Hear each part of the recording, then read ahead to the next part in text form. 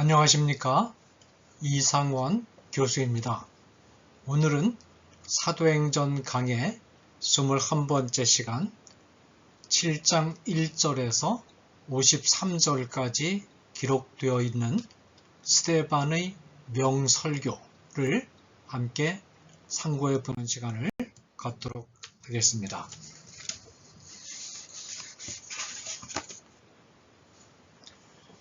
스데반은 두 가지 죄목으로 산헤드린 공의회에 체포되었습니다. 첫 번째 죄목은 스데반이 성전을 거슬러 말한다는 것이었습니다. 스데반은 예수님이 성전을 헐면 사흘 만에 다시 짓겠다고 하신 말씀을 인용하면서 복음을 설명했던 것 같습니다. 일부 유대인들은 이 말 가운데 성전을 헌다는 말을 트집 잡아서 스데반이 성전을 모독한다고 비난했습니다. 두 번째 죄목은 스데반이 모세의 율법을 거슬러 말한다는 것이었습니다. 이 말은 자기들은 모세의 율법을 충실히 지키고 있을 뿐만 아니라 모세를 따르는 자들이고 스데반은 모세에 대해서 반역하는 사람이라는 뜻이기도 합니다. 산헤드린 공의회 앞에서 이런 비난을 들은 스데반은 구약 성경에 대한 풍부한 지식을 유감없이 드러내면서 이 지식을 토대로 이 두 가지 비난이 잘못된 것이요, 오히려 비난받아야 할 사람들은 자신을 비난하는 자들이라는 점을 분명히 지적합니다. 그리고 산헤드린 공의회원들의 죄악을 준엄한 어조로 비판합니다. 2절에서 53절에 길게 서술되어 있는 스데반의 설교는 아브라함이 부름을 받은 때부터 솔로몬이 성전을 지어서 봉헌할 무렵까지의 이스라엘의 역사를 요약한 것이 내용의 대부분을 차지합니다.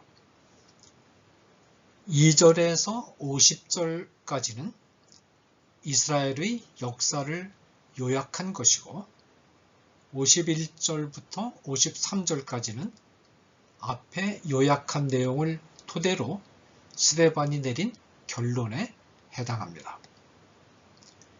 스데반은 단순하게 이스라엘의 지나온 역사를 되풀이한 것이 아닙니다. 스데반은 이스라엘의 역사를 요약하는 가운데 자연스럽게 두 가지 죄목에 대한 변호가 이루어지도록 서술을 잘 배열했습니다. 2절부터 50절까지 서술된 이스라엘 역사는 다시 두 부분으로 나눌 수 있습니다. 1절에서 43절까지는 아브라함이 부름을 받은 때부터 모세가 율법을 받기까지의 역사를 기록했습니다.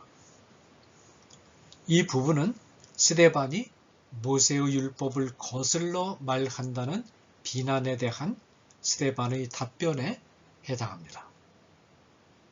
스데반은 유대인들이 그렇게 자랑해온 선조 이스라엘 백성 가운데 다수가 줄곧 하나님이 세운 의로운 지도자에 대해서 순종했던 것이 아니라 반항하고 괴롭히고 박해하는 죄악을 저질러 왔다는 사실을 강조합니다.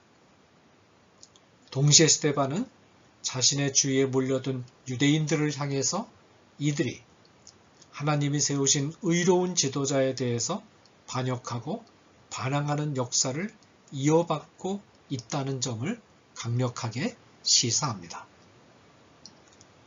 역사 요약의 두 번째 부분인 44절에서 50절은 모세 때부터 솔로몬까지의 역사를 다루고 있는데 어떻게 성막이 성전으로 바뀌게 되었는가가 그 중심 내용이 되어 있습니다. 여기서 스데반은 성전의 건축이 하나님이 원하셨던 일이 아니라 하나님은 오히려 성전 건축이 이스라엘 백성이 타락하는 계기가 될 것을 깊이 우려하셨다는 점을 강조합니다.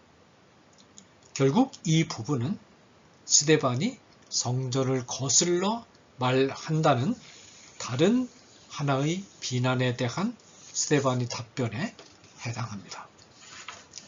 그리고 마지막으로 51절에서 53절까지는 이 내용을 스데반 당시의 공의 회원들과 유대인들에게 적용해서 이들이 선조들의 반역 행위를 이어받아 예수님을 죽였다고 비판합니다. 2절에서 43절은 설교의 첫째 부분에 해당합니다. 이 부분은 스데반이 모세의 율법에 거슬러 말한다는 비난에 대한 스데반의 답변에 해당합니다. 스데반은 먼저 2절에서 16절까지 아브라함이 부름을 받을 때부터 모세가 등장할 때까지의 역사를 간략히 요약합니다. 하나님은 아브라함이 메소포타미아에 살고 있을 때 아브라함을 부르셔서 메소포타미아를 떠나 하나님이 보여주실 땅으로 가라고 명령하십니다. 아브라함은 하나님의 명령에 순종해서 길을 떠나 갈대아 나라의 국경 도시인 하란에 도착합니다. 여기서 아브라함은 길 떠나는 것을 반대했던 아버지가 죽을 때까지 거하다가 아버지가 죽자 곧 다시 길을 떠나 가나안 땅으로 들어갑니다. 그러나 아브라함이 가나안에 도착했을 때는 아브라함이 차지할 만한 땅이 없었습니다. 아브라함은 곧 흉년을 만나 애굽으로 먹을 것을 찾아 길을 떠나야 했고 안정을 찾기는커녕 자기 후손들이 400년이라는 긴 세월 동안 애굽 땅에서 종살이를 하게 될 것이라는 불길한 예언을 듣기까지 합니다. 5절과 6절입니다. 그러나 하나님은 400년 후에 다시 아브라함의 후손들을 애굽의 종살이에서 구해내서 가나안 땅으로 이끌어 오리라는 약속도 아울러 주십니다. 7절입니다. 이 예언이 있고 난 뒤 아브라함은 이삭을 낳고 이삭은 야곱을 낳고 야곱이 12아들을 낳음으로써 이스라엘 나라 형성의 기틀이 잡히기 시작했습니다. 8절입니다. 이때부터 뒤틀린 이스라엘의 역사가 시작됩니다. 야곱의 특별한 사랑을 받았던 요셉이 다른 10아들들로부터 미움을 받기 시작한 것입니다. 9절입니다. 절대 다수인 10아들이 하나님의 사랑을 받은 한 아들을 미워하고 질투하기 시작했다면 처음부터 이스라엘 나라는 하나님을 반역하는 공동체로 시작되었다고 해도 과언이 아닐 것입니다. 이 점이 바로 2절에서 16절까지에서 스데반이 말하려고 한 강조점입니다. 스데반은 이스라엘은 나라가 형성되기 시작한 시초부터 하나님이 세우신 선지자를 괴롭히는 행동을 보여주었다고 말합니다. 결국 10명의 형제들의 질투가 요셉을 애굽으로 내려가게 합니다. 그러나 하나님이 요셉을 보호하셔서 요셉은 애굽의 지리자의 자리에까지 올랐고 10절 마침내는 야곱 일가가 모두 애굽에 내려가서 살게 됩니다. 11절에서 16절 스데반은 17절에서 29절에서 모세가 출생할 때부터 애굽을 나와 미디안 광야로 도망가게 된 과정을 요약합니다. 요셉 당시에 애굽을 치리하던 왕은 원래가 요셉과 인종적으로 같은 셈족 출신이었고 왕 자신이 이방인이었기 때문에 요셉을 치리자로 임명하는 아량을 베풀 수 있었습니다. 그러나 요셉이 죽은 후 애굽에는 정변이 일어나서 애굽 본토 출신이 왕권을 장악하게 됩니다. 이때부터 이방인들에 대한 탄압이 시작되고 당연히 이스라엘인들은 극심한 탄압의 대상이 됩니다. 17절에서 19절. 이때 모세가 출생합니다. 모세는 하나님의 도우심으로 극적으로 이스라엘인들의 아기를 죽이는 애굽 당국의 칼날을 피해서 애굽 왕가의 공주의 양아들로 들어가게 되었고 이를 계기로 애굽의 학술을 다 배워서 말과 하는 일에 능한 젊은이로 성장합니다. 성년이 되어서 자신이 이스라엘인이라는 사실을 장악한 모세는 동족을 돌보아야 한다는 사명감을 갖게 됩니다. 모세는 애굽 사람으로부터 동족이 원통한 일을 당하는 모습을 보고 격분해서 애굽인을 죽입니다. 그리고 나서 동족끼리 싸우는 광경을 보고 마음이 안타까워 말리면서 싸우지 말라고 호소합니다. 20절에서 26절. 이때 싸움의 가해자 측이 모세에게 반항하면서 모세가 애굽인을 죽인 사실을 폭로합니다. 27절에서 28절. 이 일 때문에 모세는 미디안 광야로 도주하게 됩니다. 29절. 이것이 모세가 40세가 되기까지 애굽에 머무는 동안 있었던 일입니다. 여기서 역시 스데반이 강조하려고 한 것은 하나님이 장차 지도자로 세우실 모세를 동족이 배척하고 그에게 반항했다는 점입니다. 이처럼 하나님이 세우신 선지자에 대한 반항과 반역의 역사는 계속됩니다.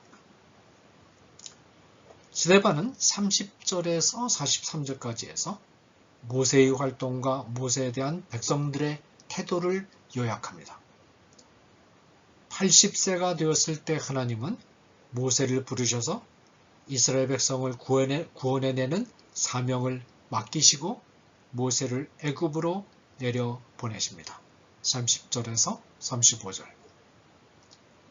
모세는 하나님의 명령에 순종하여 애굽으로 내려가 하나님의 능력으로 기사와 표적을 행하면서 이스라엘 백성을 이끌고 홍해를 건너 광야로 나옵니다.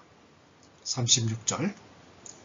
37절에서 스데반은 모세가 예수님을 예표하는 인물이라는 사실을 강력하게 시사합니다.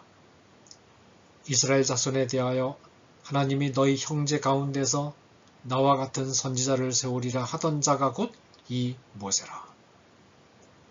그러므로 예수님에 대하여 보여준 행동은 곧 모세에 대해서 보여준 행동과 같은 행동이라는 사실을 스데반은 간접적으로 시사합니다. 그리고 나서 스데반은 이스라엘 백성들이 줄곧 하나님이 세우신 모세를 대적하며 모세에 대하여 반항했음을 지적합니다. 39절에서 43절. 이스라엘의 선조들의 역사는 하나님에 대한 순종의 역사가 아니라 반항의 역사였습니다. 이스라엘이 모세와 같은 선지자로 보내심을 받은 예수님에게 반항하고 그를 죽였는데 이는 분명히 하나님께 반항해온 선조들의 전통을 이어받는 것입니다. 스데반은 청중들 곧 산헤드린 공의회원들과 동족 유대인들을 직접 비판하지는 않았으나 청중들은 이 내용이 자신들을 비판하고 있는 것임을 어렵지 않게 간파할 수 있었을 것입니다. 스데반은 두 번째 비난, 곧 자신이 성전을 거슬러 말한다는 비난에 대해서 44절에서 50절에서 답변합니다. 스데반은 먼저 하나님이 모세를 통해서 성막을 만들라고 명령하신 것을 상기시킵니다. 광야에서 우리 조상들에게 증거의 장막이 있었으니 이것은 모세에게 말씀하신 이가 명하사 저가 본 그 양식대로 만들게 하신 것이라. 이스라엘 백성들은 이 성막을 다윗 시대에 이르기까지 늘 진영 중심에 세웠고 또 이동할 때마다 메고 다녔습니다. 45절. 다윗은 사울이 죽고 왕 위에 오른 후 왕권이 안정되자 자기 자신은 왕궁에 거하고 하나님이 천막에 거하는 것이 하나님 앞에 죄송스러워서 하나님의 성전을 지으려고 마음에 계획하고 준비를 시작합니다. 46절. 그러나 이 계획이 다윗 당대에는 이루어지지 않고 솔로몬 때에 와서 비로소 이루어져 성전을 봉헌하게 됩니다. 47절. 스데반이 성막과 성전에 대하여 말한 내용이 보여주고자 한 것은 성막은 인간이 생각하기 이전에 하나님이 먼저 생각하셔서 이스라엘 백성들에게 만들도록 명령하신 것인 반면에 성전은 그 발단이 다윗이라는 인간의 생각에서 시작되었다는 것입니다. 따라서 성막은 하나님에게서 시작된 것이요 성전은 인간에게서 비롯된 것입니다. 따라서 사실상 성막이 성전보다는 훨씬 더 하나님의 뜻에 맞는 것이요 하나님이 어디에 거하는가에 대하여 성막이 성전보다 우리에게 더 정확한 지식을 전달해 준다는 사실입니다. 성막의 어떤 특징이 성전보다 더 바르게 하나님의 거하심에 관한 지식을 우리에게 전달하고 있을까요? 중요한 것은 성막의 이동성입니다. 성전은 지역적으로 한 곳에 고정됩니다. 그러나 성막은 지역적으로 한 곳에 고정되지 않고 어느 곳이든지 이동이 가능합니다. 하나님은 바로 이 점 때문에 성막을 만들도록 명령하셨고 성전을 지으려고 했을 때 달가워하지 않으셨던 것입니다. 성전은 한 곳에 고정되어 있기 때문에 자칫하면 하나님이 지역적으로 어느 한 곳에 묶여있는 분으로 오해될 위험을 가집니다. 실제로 이런 위험은 성전을 짓고 난 이후에 이스라엘의 역사에 그대로 나타났습니다. 하나님의 임재를 지역적으로 한 장소에 묶어 놓는 생각이 이스라엘 백성들의 의식 속에 스며들기 시작하면서 이스라엘은 급속히 타락의 길을 걷게 됩니다. 반면에 성막이 지닌 이동성은 하나님이 지역적으로 어느 한 곳에 매이지 않고 어디든지 거하실 수 있음을 상징한다는 점에서 성전보다는 훨씬 더 하나님의 임재에 대하여 바른 지식을 전달해 줍니다. 어느 곳이든지 성막이 드리워지는 곳, 그곳이 바로 하나님이 함께 하시는 곳입니다. 하나님의 임재의 이동성은 스데반이 요약한 이스라엘의 역사에서도 잘 드러납니다. 이스라엘의 조상 아브라함이 어디서 하나님의 음성을 들었습니까? 먼 이방 땅 메소포타미아에서입니다. 하나님을 중심에 모신 아브라함이 어디에 살면서 하나님을 만났습니까? 하란과 애굽에서 하나님은 아브라함과 함께 했습니다. 모세가 시내 산에서 떨기나무에 불이 붙은 광경을 보고 이상히 여겨 다가갔을 때 하나님은 이렇게 말씀하셨습니다. 네 발의 신을 벗으라. 내가 서 있는 곳은 거룩한 땅이니라. 33절. 왜 모세가 서 있는 곳이 거룩한 땅입니까? 땅 그 자체가 거룩한 곳이기 때문입니까? 아닙니다. 바로 그곳에 하나님이 임재하셨기 때문입니다. 장소가 어디든, 광야든, 예루살렘이든, 가정이든, 직장이든 하나님이 임재하시는 곳이 거룩한 곳입니다. 또한 모세는 어디서 거룩한 율법을 받았습니까? 가나안으로부터 멀리 떨어진 시내산에서입니다. 이처럼 이스라엘이 형성되는 과정에서 이미 하나님은 가나안이라는 좁은 지역에 매이지 않고 자유롭게 이동하시면서 임재하셨습니다. 하늘과 땅이 모두 하나님의 손으로 만든 것들이며 하나님은 하늘과 땅보다 더 크신 분이요 따라서 하늘과 땅을 다 합쳐도 하나님의 것으로 적합하지 않습니다. 하물며 예루살렘 성전이라는 지극히 작은 건물 하나로 하나님의 임재를 묶어놓을 수 없습니다. 그러므로 스데반은 다음과 같은 이사야의 글을 인용하면서 성전에 관련된 부분을 마무리 짓습니다. 그러나 지극히 높으신 이는 손으로 지은 곳에 계시지 아니하시나니 선지자가 말한 바 주께서 이르시되 하늘은 나의 보좌요 땅은 나의 발등상이니 너희가 나를 위하여 무슨 집을 짓겠으며 나의 안식할 초소가 어디냐? 이 모든 것이 다 내 손으로 지은 것이 아니냐. 48절에서 50절.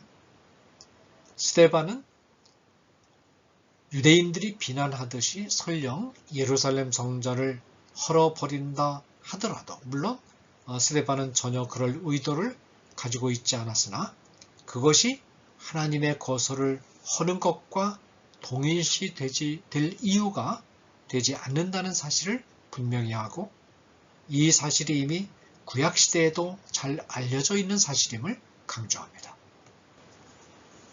이스라엘의 역사를 요약하는 과정에서 두 가지 제목이 부당하다는 사실을 말한 스데반은 이제 결론적으로 죄를 범한 장본인이 누군가를 지적합니다. 여기서 스데반은 서슬이펄한 사내들인 공의회원들을 향하여 추상과 같은 어조로 단호하게 죄인은 바로 이들임을 선언합니다. 목이 곧고 마음과 귀의 할례를 받지 못한 사람들아 너희가 너희 조상과 같이 항상 성령을 거스르는도다. 51절. 너희가 너희 조상과 같이 항상 성령을 거스르는도다. 이 말에서 스데반은 자신이 앞에서 이스라엘의 역사를 요약하는 가운데 지적한 조상들의 죄악이 바로 사내들인 공의회원들과 이들의 입장에 동조하는 유대인들의 죄악과 같은 것임을 분명히 밝힙니다. 너희 조상들이 선지자들 중에 누구를 박해하지 아니하였느냐? 의인이 오지리라 예고한 자들을 그들이 죽였고 이제는 너희가 그 의인을 잡아준 자여 살인한 자가 되나니 너희는 천사가 전하는 율법을 받고도 지키지 아니하였도다 하리라. 52절, 53절. 예수님을 죽인 죄악을 범함으로써 하나님과 하나님이 보내신 의로운 선지자들을 핍박하고 반항한 조상들의 부패하고 타락한 전통을 공의회가 물려받고 있다는 추상과 같은 비판 때문에 스데반은 순교의 자리에 이르게 됩니다. 감사합니다.